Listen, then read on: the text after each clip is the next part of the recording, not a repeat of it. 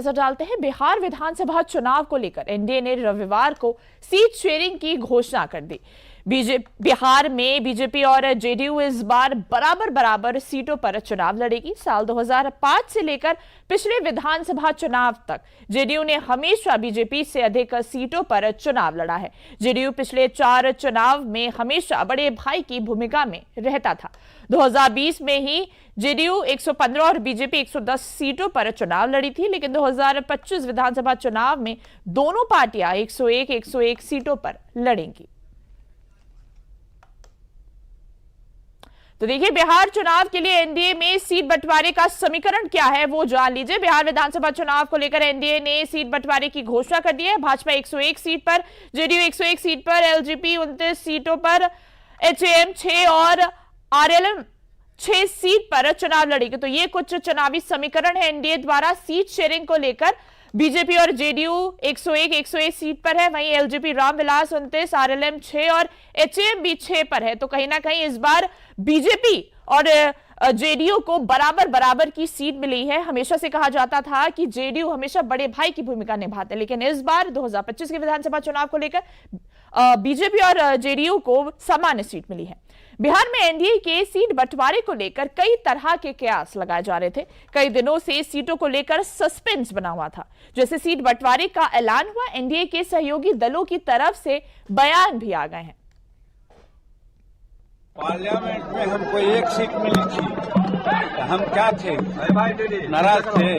वैसे यहाँ अगर 6 सीट की बात की गई है तो आला कमान करने में है, उसको हम सिरोधार करते हैं। एनडीए गठबंधन जो है वो एक ऐसा गठबंधन है जो विपरीत परिस्थिति में भी बहुत खूबसूरती से सभी घटक दल की अपनी बातों को सुनते हुए, महत्वाकांक्षा को सुनते हुए बहुत ही कोऑर्डिनेटेड और डिग्निफाइड मैनर में सीट शेयरिंग हमेशा से करते हुए आए हैं और कर लेते हैं। तो हम लोग हमेशा कहते आए हैं कि हम लोग एनडीए के मजबूत साथी हैं और आने वाले समय में यशस्वी प्रधानमंत्री श्री नरेंद्र मोदी जी और माननीय मुख्यमंत्री श्री नीतीश कुमार जी के हाथों को मजबूत करना है। बहुत ही अच्छा गठबंधन का टिकट का वितरण हुआ है और सीट शेयरिंग हुई है।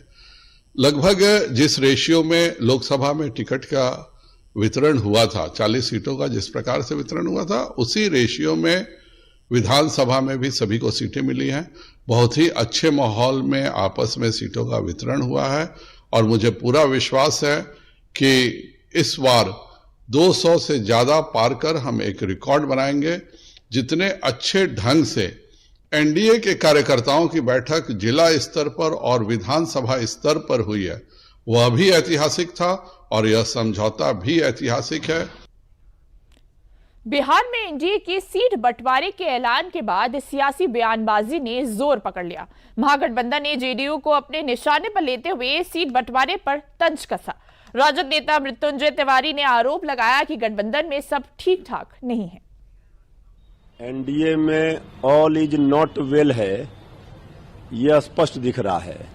जो बात लगातार श्री तेजस्वी जी कह रहे थे, हम लोग कह रहे थे कि बीजेपी जेडीयू को समाप्त कर देगी और मुख्यमंत्री भी नहीं बनाएगी, तो अब वो दृश्य तो दिख रहा है।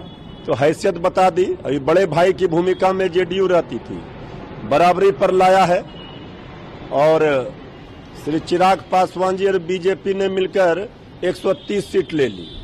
अब चुनाव के बाद जेडीयू को समाप्त बीजेपी कर देगी और मुख्यमंत्री का कुर्सी भी ले लेगी। और आदरणीय जीतन बाबू मांझी जी तो 15 सीट में गिड़गिड़ा रहे थे, 6 सीटों पर उनको आधे दर्जन पर सल्टा दिया, सिमटा दिया। आदरणीय उपेंद्र कुशवाहा जी भी बड़ी मांग कर रहे थे, उनका भी वही हश्र हुआ। छोटे छोटे दलों को समाप्त करने का फार्मूला बीजेपी ने बनाया। नीतीश कुमार फिनिश्ड हो गए, 142 पर लड़ लिए बीजेपी 100।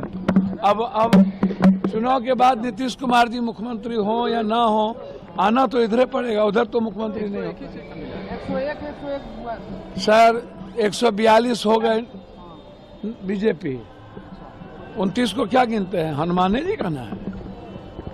और उसके बाद 6 वो उधरे है बीजेपी। तो बीजेपी ने संजय बाबू को जो करना था नीतीश को कर दिया। महागठबंधन भले ही एनडीए में दरार की बात कर रहा है, लेकिन असली दरार तो महागठबंधन के अंदर है। विकासशील इंसान पार्टी यानी कि वीआईपी के प्रमुख मुकेश सहनी के एक बयान ने महागठबंधन के अंदर दरार को जगजाहिर कर दिया है। मुकेश सहनी ने महागठबंधन सरकार को अस्वस्थ बताया है। ये बयान सुन लीजिए। थोड़ा सा अस्वस्थ हुआ है तो दिल्ली जा रहे हैं, और आपको पता है कि सब डॉक्टर दिल्ली में है, तो वहाँ पे बेहतर उपचार हो जाएगा और स्वस्थ होकर हम लोग पटना लौटेंगे। हमको भी नहीं पता है कि दिल्ली में जाके, ये बात तो हमको भी नहीं पता है, लेकिन दिल्ली जाके पर सही डॉक्टर के पास जाके सही इलाज हो जाएगा। एनडीए ने रविवार को सीट शेयरिंग का ऐलान कर दिया। आज महागठबंधन भी अपने सीट बंटवारे का ऐलान कर सकता है। कई कांग्रेस नेताओं के दिए बयानों के मुताबिक आज शाम तक महागठबंधन की ओर से सीट शेयरिंग का ऐलान हो जाएगा। कांग्रेस की ओर से कहा गया है कि अब ज्यादा समय नहीं बचा है, इसलिए जल्द से जल्द सीटों का मामला सुलझा दिया जाएगा। नहीं करें, उनका इंतजार कर रहे थे हम लोग। उनके इंतजार के बाद हम उस हिसाब से हम काम करेंगे, और हम दिल्ली हम लोग सभी लोग जा रहे हैं। सीईसी के बैठक के बाद हमारे नेता राहुल गांधी जी, खड़गे जी, केसी जी ने वहाँ पे मीटिंग रखी है। उसके बाद हम लोग ज्वाइंटली या कैसे होगा हम लोग निर्धारित करेंगे।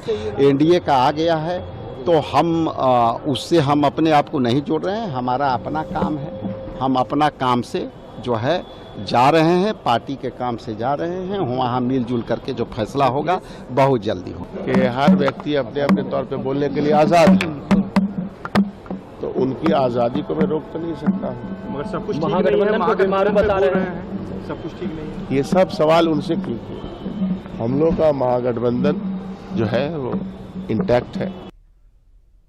बिहार चुनाव में एनडीए के सीट बंटवारों को लेकर हुए ऐलान के कुछ ही देर बाद दिल्ली में बीजेपी ने बड़ी बैठक की। बीजेपी की इस बैठक में पीएम मोदी, गृह मंत्री अमित शाह और पार्टी अध्यक्ष जेपी नड्डा समेत बीजेपी के कई दिग्गज नेता भी शामिल हुए थे। केंद्रीय चुनाव समिति की बैठक में बिहार विधानसभा चुनाव 2025 के उम्मीदवारों पर चर्चा हुई। खबर है कि मीटिंग में ज्यादातर सीटों पर फाइनल सहमति बन गई है। जल्द ही बीजेपी सीटों का ऐलान भी कर सकती है।